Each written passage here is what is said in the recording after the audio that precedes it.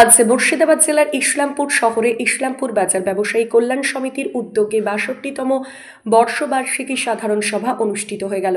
এই সভায় উপস্থিত ছিলেন ৬৩তম বিধানসভার বিধায়ক সৌমিক হোসেন মহাশয়।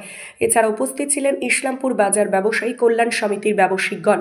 তেনাদের উপস্থিতিতে এদিন প্রতি বছরের ন্যায় সাধারণ সভা ও প্রতি ৩ বছর অন্তর কমিটি গঠন করা হয়। এই কমিটির সভাপতি অমৃতলাল দত্ত, সম্পাদক মোহাম্মদ আব্দুর রশিদ সাহেব। দেখুন সেই ছবি। মুর্শিদাবাদের ইসলামপুর থেকে আলিফ ইসলাম মিমির রিপোর্ট। আজকে আমাদের ইসলামপুর ব্যবসায়ী কল্যাণ সমিতির সাধারণ সভা ছিল, বাৎসরিক সাধারণ সভা, ৬২তম সাধারণ সভা ছিল। আজকে হচ্ছে 19/1/2025 সাল। তো আমরা প্রত্যেক বছরই এরকম বাৎসরিক সম্মেলন করি এবং তাতে আমাদের একটা দিন বাজার বন্ধ থাকে এবং আমরা সকল সদস্যকে নিয়ে আজকে আমরা একটা বড় উৎসবের মতো পালন করছি এবং সম্মেলন আমরা করছি।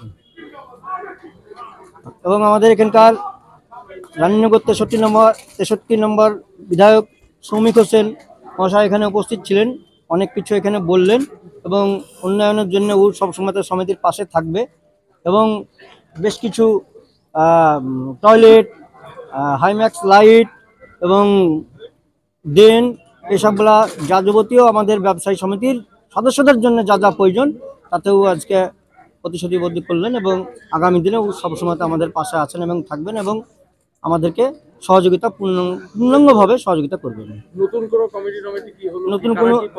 নতুন কোনো কমিটি বলতে হ্যাঁ হলো, আমাদের ইসলামপুর ব্যবসায়ী কল্যাণ সমিতির আব্দুর রশিদ সাহেব উনি সম্পাদক হলেন এবং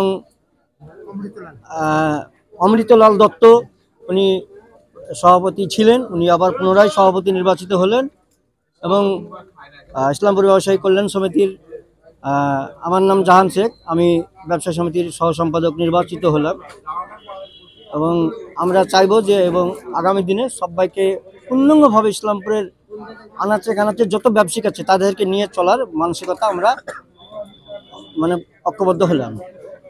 তো এমনিতে তো 3 বছর পর সাধারণ সভা হয়, সেখানে কমিটির পুনর্নির্বাচন হয়, তো হঠাৎ করে আর নতুন করে না 3 বছর পরই হলো, এটা 3 বছর পরই হলো এবং ঠিক বাইল মেনে সমিতির যে বাইল আছে আমাদের সেই সমিতির বাইল মেনে আজকে আমাদের মানে সম্মেলন হলো এবং এতে আমাদের কোনো রকমের আগ পিছন এসব কোনো ব্যাপার না, আমাদের প্রত্যেক বছর হবে এবং 3 বছর পর 3 বছর পরে আমাদের আরো বড় করে হয় এবং প্রত্যেক বাৎসরিক সম্মেলন আমাদের প্রত্যেক বছর এই ডেট অনুযায়ী হয়। তাতে কোনো যদি সরকারি কোনো প্রোগ্রাম থাকে তখন আমরা একটু হয়তো 1-1 মাস দিক পিছিয়ে যাই, এইভাবে আমরা এই সংগঠনটা চালাই।